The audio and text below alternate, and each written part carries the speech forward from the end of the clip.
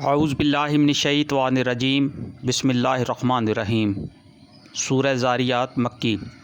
قسم ہے ان ہواؤں کی جو گرد اڑانے والی ہیں، پھر پانی سے لدے ہوئے بادل اٹھانے والی ہیں، پھر سبک رفتاری کے ساتھ چلنے والی ہیں، پھر ایک بڑے کام بارش کی تقسیم کرنے والی ہیں۔ حق یہ ہے کہ جس چیز کا تمہیں خوف دلایا جا رہا ہے وہ سچی ہے اور جزائے اعمال ضرور پیش آنی ہے۔ قسم ہے متفرق شکلوں والے آسمان کی، آخرت کے بارے میں تمہاری بات ایک دوسرے سے مختلف ہے، اس سے وہی برگزشتہ ہوتا ہے جو حق سے پھرا ہوا ہے۔ مارے گئے قیاس و گمان سے حکم لگانے والے جو جہالت میں غرق اور غفلت میں مدہوش ہیں، پوچھتے ہیں آخر وہ روز جزا کب آئے گا؟ وہ اس روز آئے گا جب یہ لوگ آگ پر تپائے جائیں گے۔ ان سے کہا جائے گا اب چکھو مزہ اپنے فتنے کا، یہ وہی چیز ہے جس کے لیے تم جلدی مچا رہے تھے۔ البتہ متقی لوگ اس روز باغوں اور چشموں میں ہوں گے، جو کچھ ان کا رب انہیں دے گا اسے خوشی خوشی لے رہے ہوں گے۔ وہ اس دن کے آنے سے پہلے نیکوکار تھے، راتوں کو کم ہی سوتے تھے، پھر وہی رات کے پچھلے پہروں میں معافی مانگتے تھے، اور ان کے مالوں میں حق تھا سائل اور محروم کے لیے۔ زمین میں بہت سی نشانیاں ہیں یقین لانے والوں کے لیے، اور خود تمہارے اپنے وجود میں ہیں۔ کیا تم کو سوچتا نہیں آسمان ہی میں ہے تمہارا رزق بھی اور وہ چیز بھی جس کا تم سے وعدہ کیا جا رہا ہے؟ پس قسم ہے آسمان اور زمین کے مالک کی، یہ بات حق ہے، ایسی ہی یقینی جیسے تم بول رہے ہو۔ اے نبی صلی اللہ علیہ وآلہ وسلم، ابراہیم کے معزز مہمانوں کی حکایت بھی تمہیں پہنچی ہے۔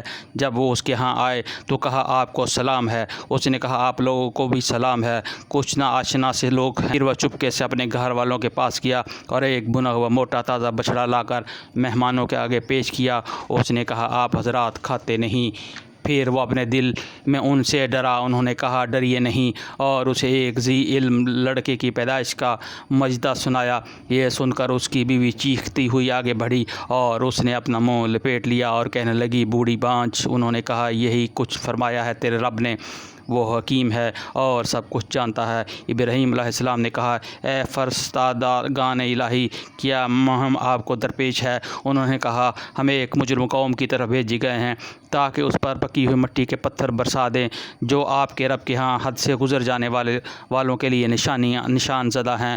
پھر ہم نے ان سب لوگوں کو نکال لیا جو اس بستی میں مومن تھے، اور وہاں ہم نے ایک گھر کے سوا مسلمانوں کا کوئی گھر نہ پایا۔ اس کے بعد ہم نے وہاں بس ایک نشانی ان لوگوں کے لیے چھوڑ دی جو دردناک عذاب سے ڈرتے ہوں، اور تمہارے لیے نشانی ہے موسیٰ کے قصے میں جب ہم نے اسے صریح سند کے ساتھ فرعون کے پاس بھیجا تو وہ اپنے بل بوتے پر اکڑ گیا اور بولا یہ جادوگر ہیں یا مجنون ہے۔ آخرکار ہم نے اسے اور اس کے لشکروں کو پکڑا اور سمندر میں پھینک دیا اور وہ ملامت زدہ ہو کر رہ گیا۔ اور تمہارے لیے نشانی ہی عاد میں، جبکہ ہم نے ان پر ایک ایسی بے خیر ہوا بھیج دی جس چیز پر بھی وہ گزر گئی اسے بوسیدہ کر کے رکھ دیا۔ اور تمہارے لیے یہ نشانی ہے سمود میں، جب ان سے کہا گیا تھا کہ ایک خاص وقت تک مزے کر لو، مگر اس تنبیہ پر بھی انہوں نے اپنے رب کے حکم سے سرتابی کی۔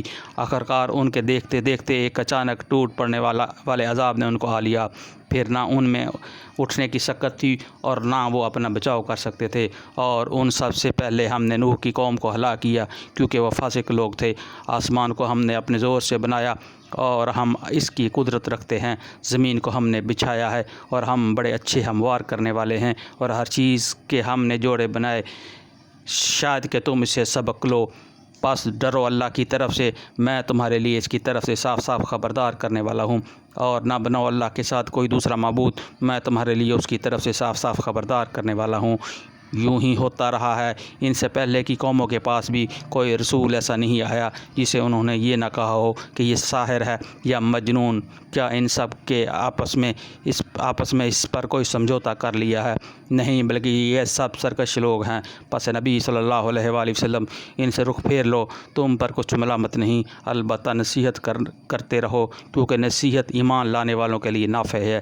میں نے جن اور انسان کو اس کے سوا کسی کام کے لیے پیدا نہیں کیا ہے کہ وہ میری بندگی کرے، میں ان سے کوئی رزق نہیں چاہتا اور نہ یہ چاہتا ہوں کہ وہ مجھ کو کھلائیں، اللہ تو خود ہی رازق ہے، بڑی قوت والا اور زبردست۔ پس جن لوگوں نے ظلم کیا ہے ان کے حصے کا بھی وہ ویسا عذاب تیار ہے جیسے انہی جیسے لوگوں کو ان کے حصے کا مل چکا ہے۔ اس کے لیے یہ لوگ مجھ سے جلدی نہ بچائیں، آخر کو تباہی ہے کفر کرنے والوں کے لیے اس روز جس کا انہیں خوف دلایا جا رہا ہے۔ صدق اللہ العظیم۔